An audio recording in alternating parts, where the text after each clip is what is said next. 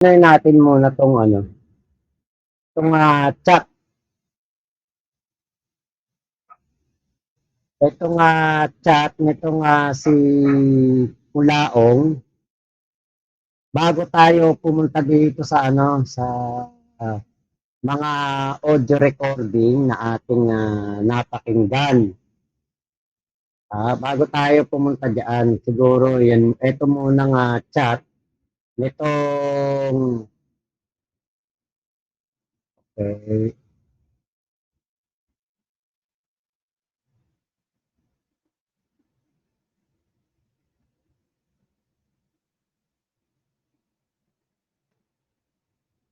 hanapin ko lang 'tong kay ano, kay, Food Genius. Ayan, ito. Hanapin natin. Ito. Haba nito, ang dami nito. Ang dami nitong mga ano na ito, mga chatan. Lukring si Kulaong dito sa chatan na to. O, Ronline, sana nga makulong na yan. Oo nga. Kuya Gary Caba, ayun, shoutout po. O, ito, may kupal dito, si Bogart Coops. Ganito yung mga bulag na ano bulag na tagasunod ni Kulaong. Sabi niya, puro kayo pader. Pader pala kayo, mas pader si Kulaong kung tutusin. Pinagtulong-tulungan nyo, asan, wala naman nangyayari sa pader niyo. Araw-araw pa rin nagla-live si Kulaong. Yung pader niyo, takot pakita, nagtatago. Tignan na lang natin. Tignan na lang natin. Talk is cheap. Diba? Talk is cheap naman talaga. Pero, huwag kang mag-alala. Kasi darating at darating naman dyan sa ano yun, sa gusto ninyo mangyari. Yung pinalalagyan ni Kulao ngayon, pansamantala lang yan. Yan. So, ito po yung page ni Friends of Food Genius. At dito po, sa ano na ito, sa page na ito, dito po talaga isiniwalat itong combo. Itong combo po nitong Mrs. Rose. Ayan. Si Kulaong talaga, ano talaga walang, Diyos ko sabi ko, nagpapalusot pa itong tukmol na to. Wala talagang palusot si tukmol. Huling-huli sa banga talaga to. Ah, Ngayon, ito po yun. Good evening, Sir FLM. Ayan po ang unang chat ni Mrs. Rose. Yung si Mrs. Rose. Pwede ako magtunan sa kaso laban kay Makagago. Just give me an assurance na mananalo ka. Just call me Mrs. Rose. Siyempre, sinave ni Kulaong, Mrs. Rose. Ayan. Tapos sabi niya, mananalo talaga. Pero, what do you mean by mag-finance? Basta pera pag-uusapan, diyan talaga mabilis si Kulaong. Diyan talaga magaling si Kulaong. Bakit? Parang bumabating-ting ang tenga niyan. Yung dating sa kainan sa amin sa Santa Maria, yung kumain ka na, kapag ikaw nag-tip, babating-tingin mo yung mahabang tali, takin mo, babating-ting yun, magpapalakpakan yung mga tauhan. Lahat ng tauhan. Waiter, dishwasher, cashier, taga-ihaw, taga-luto, cook, lahat yan magpapalakpakan. Bumabating-ting ang tenga ni Kulao kapag ang usapan finance. Bakit? Pera yan. Ang sabi dito, ako mag-finance sa gastos mo sa lawyer. Basta ba sure na may laban tayo kay Makagago? And you know, this is a very brilliant na ano ba tawag dito? Operation na ginawa ni Attorney Sabi kasi nga po expose si Kulaong dito. Ngayon, sino kakasuhan ni Kulaong dito? Kasi wiretapping daw to. Itong mga audio. Tapos eto, nilabas yung usapan, Data Privacy Act. Sino kakasuhan ni Kulaong? Si Mrs. Rose? Sino si Mrs. Rose? Yun ang tanong. Diba? Ayan. Ngayon, eto po. Ito yung kanilang usapan. Ako magtinan sa gastos mo sa lawyer basta ba sure ka na may laban tayo kay makagago. Halos kasi lahat kung ano-ano ang binabato sa iyo, pinagkakaisahan kanila. Si FG, si NG, Aruba, Yulen, Sabi. Just let me know kung magpapile ka uli ng case against them. Ako bahala. Payment para sa acceptance fee sa lawyer. Here's my email. Okay, Zoom tayo with your lawyers. I'm trying contacting you but my calls can't get through. Sabi ni Kulao, sige, ako tatawag bukas. Yan po ang sabi ni Kulao. Okay, now, lang nakapag-reply, kakauwi ko lang, nag-dinner kasi kami ng mga batchmate ko. And guess what? Some of them are willing to help after ikwento kita sa kanila. Sabi ni Kulao, lol, sige. Ayan. Ngayon, eto pa, naka-live ka ngayon, sir, Oo, pa-shoutout ako sa mga, wala pa lang oo. Wala pa lang, pa-shoutout ako sa mga naka-dinner ko kagabi. Joy, Leia, Marie Chris from Mrs. Rose. Alam na yun nila kung sino ko. Ganyan po ka gullible si Kulaong. Ganyan po siya. Kasi nga po, medyo may pagkaengot to, hindi nakapag-aral, kaya po, madaling pasakayin. Yung nagpapanggap po na mayaman, manloloko, nagpapanggap na mayaman pero nanloloko, nagpapanggap ng mataas ang pinag-aralan pero bobo. Biro mo, nabudol ni attorney Sabi yung mambubudol.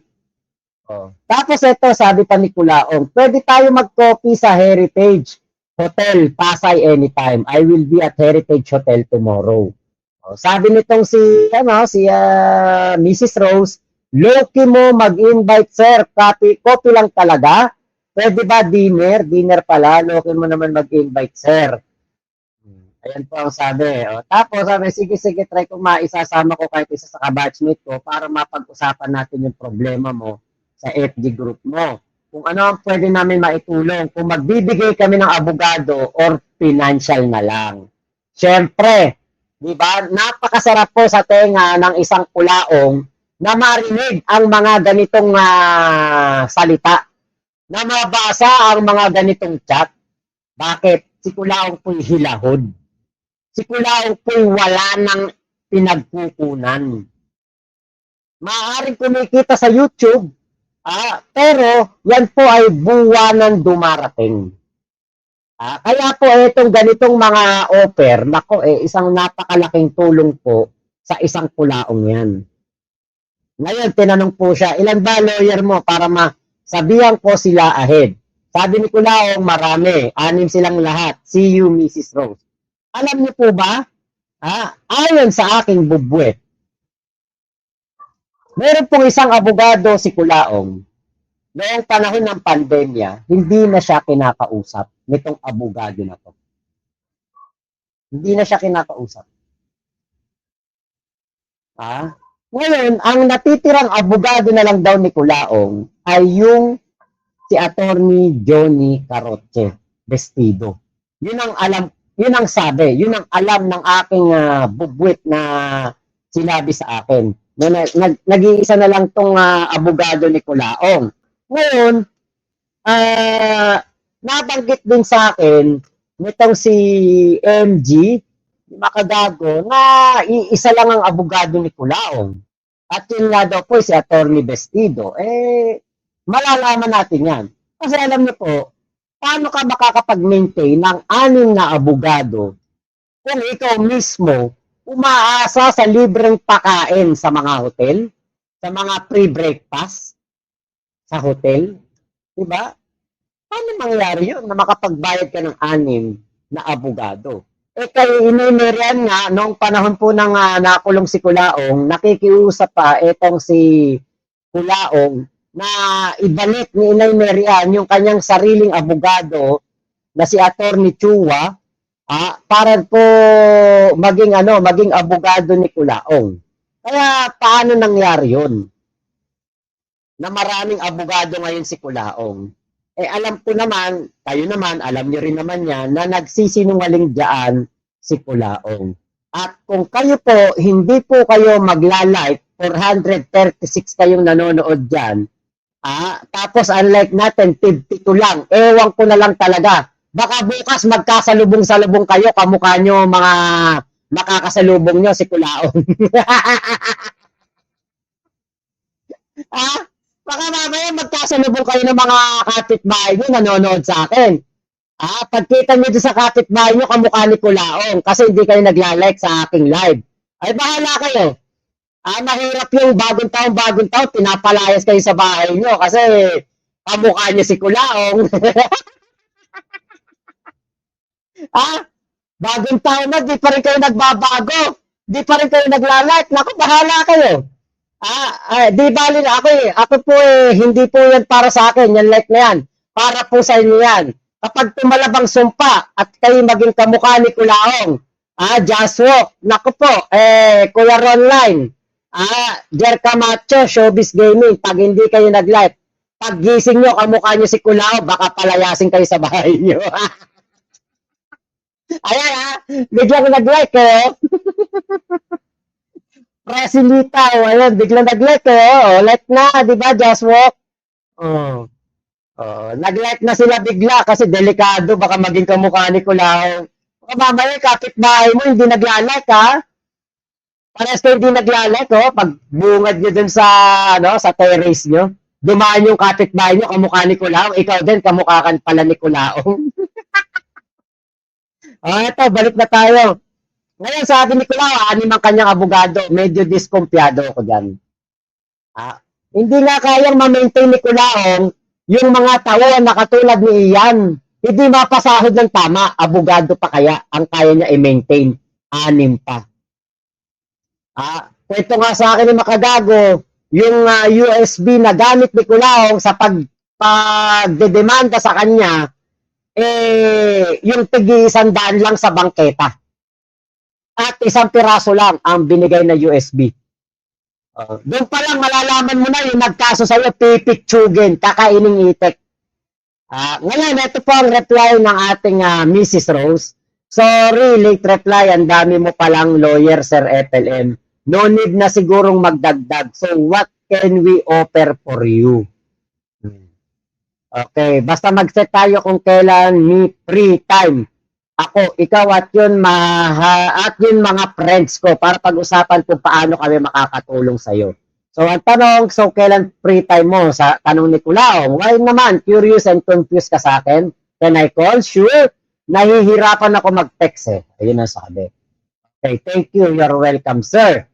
Pag di ka na busy, kagigising mo lang ba or di ka pa natutulog? Maaga talaga ako nagigising. Bawal maging tamad kasi daming umaasa sa akin, di lang family, pati mga tao namin.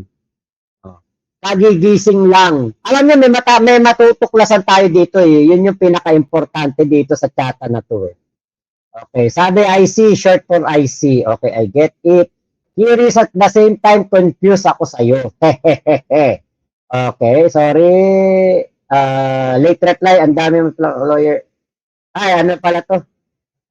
What can we offer for you? Sabi, just offer me friendship. At gusto ko rin kasuhan lahat ng iba pang may kinalaman sa paninira sa akin. Madami-dami yun, sir. We can discuss it over coffee. Aga mo namang gumising. Good morning, Mrs. Rose. Medyo hectic schedule ko ngayon. Yun ang medyo parang sa chronological order nitong chat, medyo hindi magkakasunod. Ngayon, nasabi dito, hi sir, may nakausap na akong contact ko sa Samar, sabi ni Mrs. Rose. Kakausapin daw niya si Mayor, however, advice niya sa akin, sa email mo daw, ipadala yung draft letter mo, kasi pag sa Viber daw, pag tinignan, pag nag-print yun, unlike sa email, mas kapani-paniwala daw yun. For assurance na galing yung draft sa'yo, syempre kailangan may signature, mas maniniwala si Mayor. And besides, may mga kakausapin sana kami na magbibigay ng donation.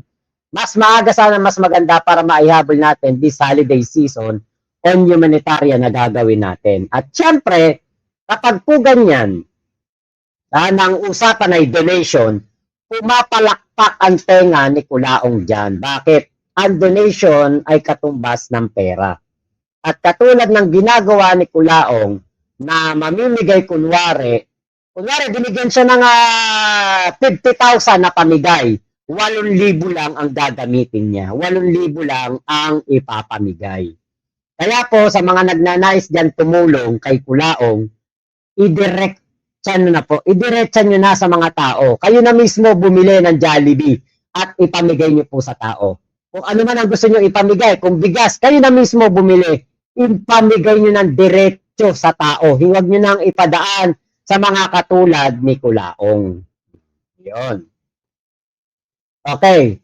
Okay, so natanong po dito, nasabi dito ni Kulaong, household and particular municipality. So the foundation can prepare. Oh, ba't gano'n, ano? Si Kulaong, graduate ng MIT, cum laude. Tapos yung kanyang prepare, past tense, prepared for all the beneficiary. Thank you. If the letter is ready, then send it to me. Kahit screenshot, okay na yon. Diba dapat ang tawag sa tamang ano lang dito, prepare lang, can prepare, walang D. Past tense yung may D. Okay, sabi dito ni Mrs. Rose, okay, I'll get back to you. Just forward your email para once na dumating, forward agad sa'yo, sir.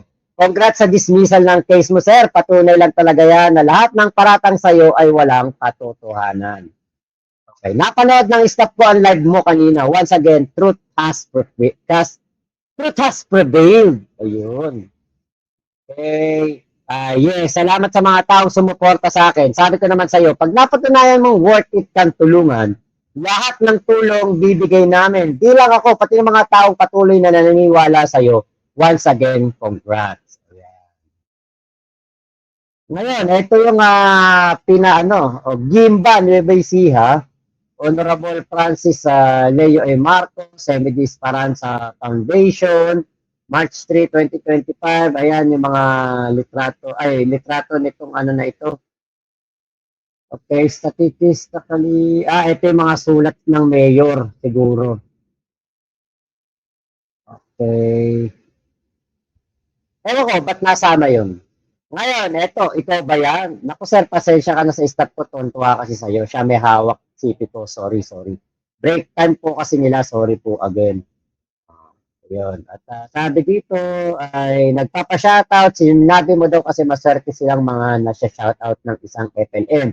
Again, sorry sir, back to work na po sila after ko masermonan. Alright, kakagising ko lang, nakatulog ako. Okay, sorry sir, mali pindot ko, tawag na po, thank you. Tsaka ka na, mag-thank you sir, okay. At inilatag ni Kulaong ang kanyang GCash number. Kala ko ba sir may bank account? At ang inilapag po ay GoTime Bank account. Sus Mario. Yan ang bangko ng isang Kulaong. Nako Guys, bakit nga ng aking bag? Anak ng teteng ka namang Kulaong. Sus Mario. Guys,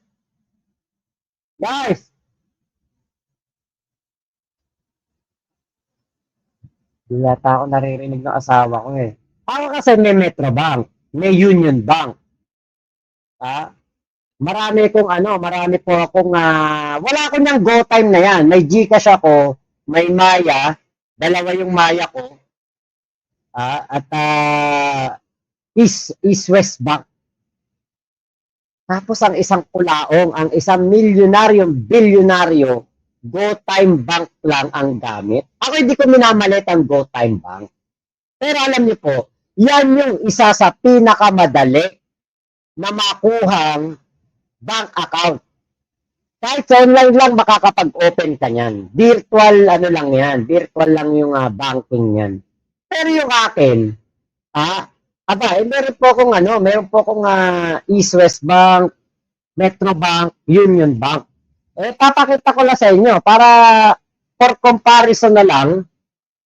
Diba? Kasi yung pong kay Kulaong, kung ganun ng kanyang kung ganun po ang kanyang bangko lang, GoTime Bank lang, wala pong kwenta yun. Hindi po maganda hindi ko sinasabing hindi maganda yung bangkong GoTime, pero as a millionaire na maraming kayamanan, maraming pinagkakaperahan, maraming tauhan, may mga negosyo. Ito ang aking mga bangko. Ito, wallet ko yan. Wallet ko. Ngayon, ito ang aking mga ATM card. Ayan. Metrobank. Tapos, ito, Union Bank. Ayan Union Bank ko yan. Syempre, meron tayong Maya card. Maya card. May Maya card. Okay, ito yung aking East West. Meron pa nga ako Cebuana card Cebuana card. Ito yung aking GCash card ko. Ito syempre, may SMAC tayo. Lagi tayo sa SM hindi tayo pwedeng walang SMAC. Ito yung aking Maya Black card. Ayan, yan yung aking Maya Black card. Ako lang, nagtataka lang kay Kulaong. Ito yung aking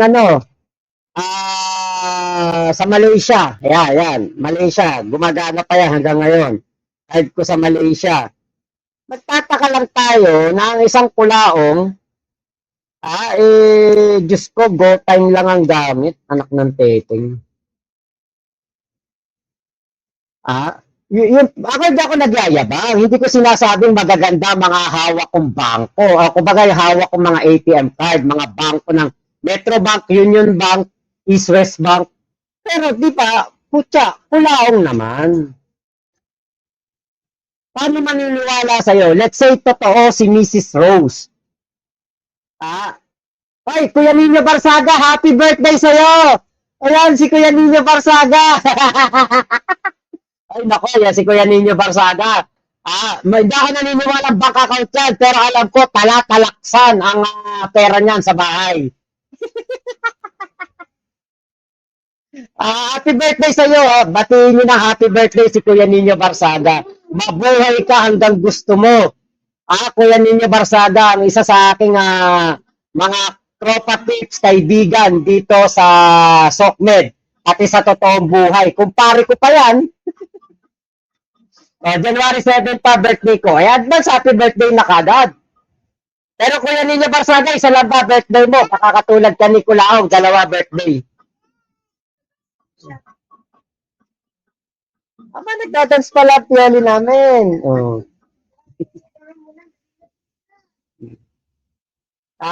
Katulad niya go time lang ang bangko ng ating idol. Paano pa natin na-idolin yan kung ang kanyang bangko lang go time? Hindi ko minamalit yung go time. Pero, yung pinoportray mo na napakayaman mo, pinoportray mo na napakarami mong pera, tapos go time lang ang iyong bangko, maano ko. May copyright yan. Diba? Pero mo, yung ni Kulaong ay go time lang, Diyos ko. Kasi dapat kapag ikaw mga milyonaryo, maraming pera, dapat ang bangko mo, di ba? At least Metrobank, BDO, Land Bank, di ba? Ayan ayan Go Time Bank. Yan po ang yan po ang kanyang bangko. Go Time Bank. That's all I have for now. Okay, forward ko sa auditor namin. Pwede pa tumawag. Okay. Andyan yung address ni Kulaong. Nilagay din dyan ni Food Genius. See you on 29. Merry Christmas.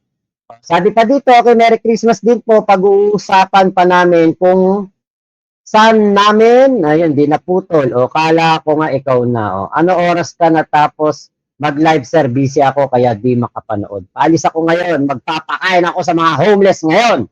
Saan ang punta? Ikot lang kung saan may mga homeless, magpapakain ako sa EDSA, sa ilalim ng underpass, lahat ng pulube, ipaparamdam ko na may Pasko. Pero alam natin na ilang tao lang inabigyan. Bakit? 52 pieces lang ng Chicken Joy with spaghetti ang kanyang pinamigay. Okay, ngayon, ito. Dito kasi alam nyo, hulog na hulog si Kulaong. Very gullible.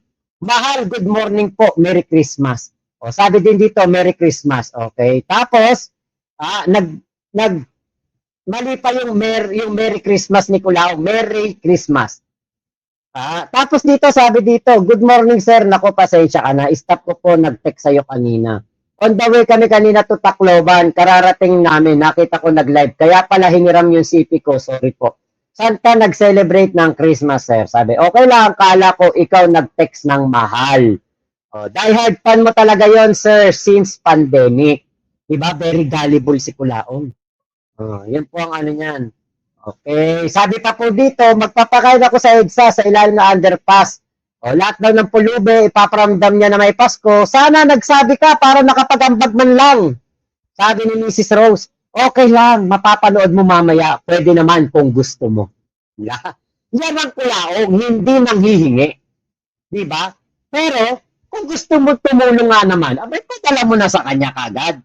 Diba? Sabi nga ni Kulaong, hindi ako nang hihingi. Hindi ko kailangan ng ambag nyo, hindi ko kailangan donation nyo, hindi ko kailangan ng pera nyo.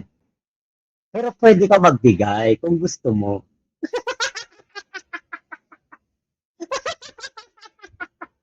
Kaya dito, lagapak na lagapak talaga si Kulaong.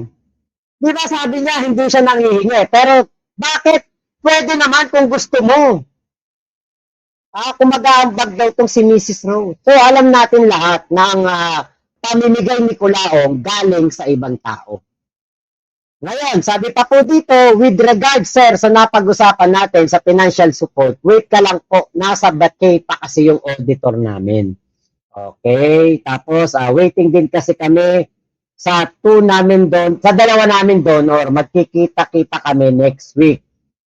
Okay, tapos sabi, matagal ko ng tao yung may hawak ng CP. Kalokohan yung wartap na yan. Unless tao mo magsalita, walang may hawak ng CP ko, kundi ako. Tapos, kaya sa'yo galing yan, sure ako. May hawak ng CP ko, sir, may edad na, saka di yun tiki, o hindi yun tricky. Kumbaga, walang alam yun magtalikot ng CP ko. Sabi dito, ay sir, pacheck po, mukhang na wiretap CP mo. May nag-post sa conversation natin kahapon nung tumawag ka during yung live. I'm a businesswoman. Paano ako makakatulong sa'yo kung madadrag pangalan ko? I want my privacy to be safe. Pacheck sir, mukhang tauhan mo yata ang trader sa'yo. Kaya siguro may tumatawag sa akin after ko isend sa'yo yung Viber ko. Please check your people. Ayan. Okay, sabi niya, wala sa akin. Di ako interesado sa kahit anong negative. Wala naman ako nababasa. Saka wala naman akong tao maliban kay Casper. Yun ang pinaka-importante po nating nalaman dito. Na si Kulaong po, wala talagang ibang tauhan kung hindi si Casper. Diba? Sabi niya, marami siyang negosyo, marami siyang tauhan. Pero ni isang Christmas party ng kanyang negosyo, wala po siyang naipakita. Bakit? Wala nga po kasi talagang negosyo at wala po talagang tauhan. Lahat yun ay imaginary lamang ni Kulaong. Okay, tapos sabi pa dito ni Mrs. Rose, nagtataka lang ako, sir, paano lumabas yun?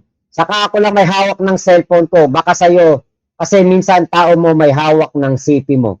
Saka dito totoo yung wiretap. Totoo yun, Kulaong, yung wiretap. Na wiretap nga kita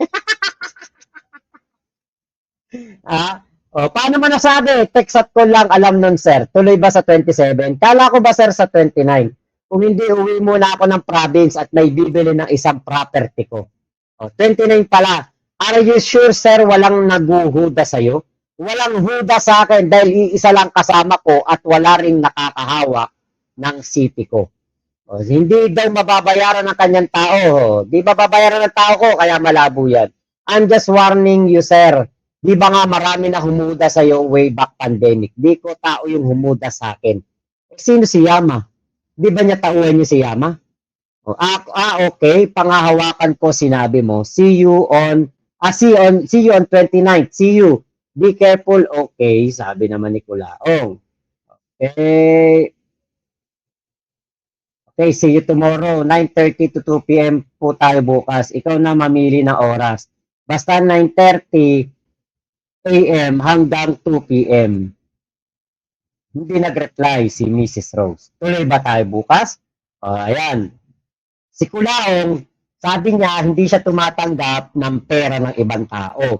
Pero, di ba, dayok na dayok dito po sa kay Mrs. Rose na magpipinan sa kaso patungkol dito kay MG.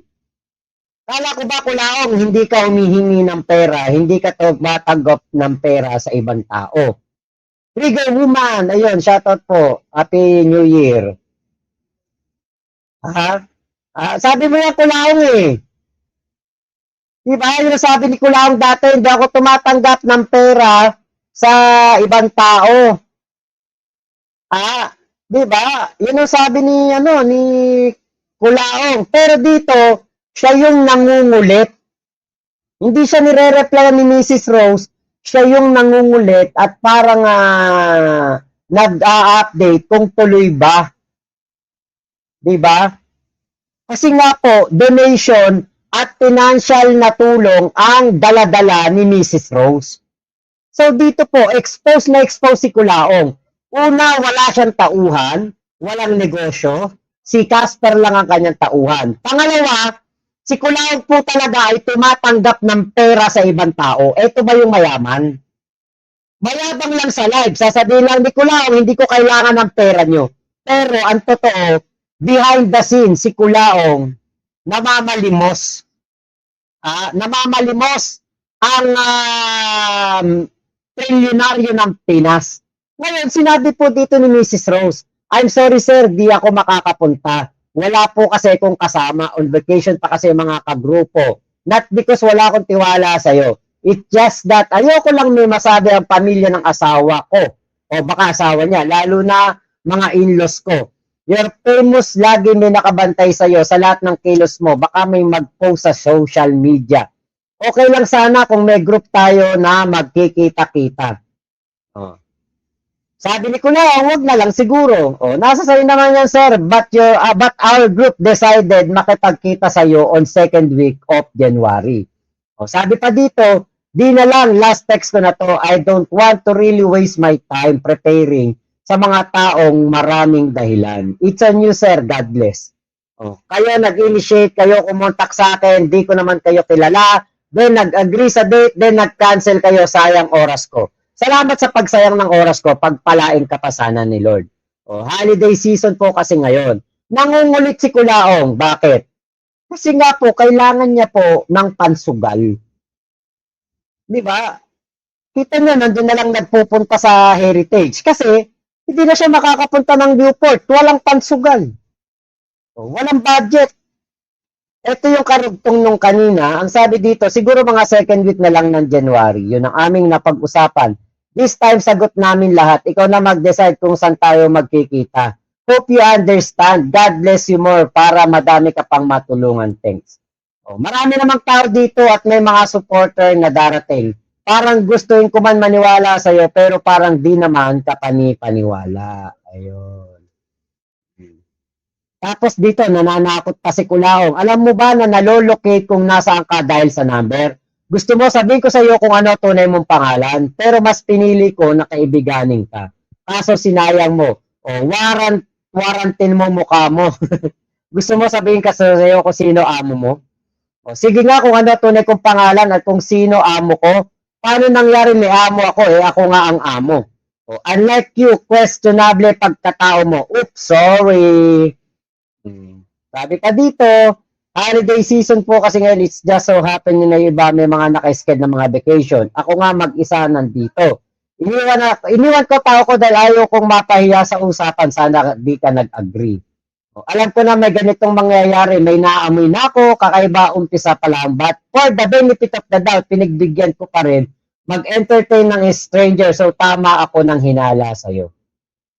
Sabi pa dito, to tell you honestly sir, kaya namin pinuspon pakikipagkita sa'yo, baka kasi maserve yung warrant of arrest mo at baka makulong ka, kaya hesitant kami magbigay sa'yo ng financial support. Masasayang lang. doon na po naging doon na po natapos ang kanilang usapan. At eto nga po, katulad niyan, talagang si Culaong po ay na-expose po ang kanyang pagiging mukhang pera, pagiging walang pera, at pagiging kulaong, di ba? Yan po ang katotohanan niyan. Na si Culaong ay kulaong po talaga at nanghihingi lang po ng pera sa kanyang mga nakakausap. Very gullible person pagdating pera na ang pag-uusapan. Adrian Castigador, ayan, Happy New Year po.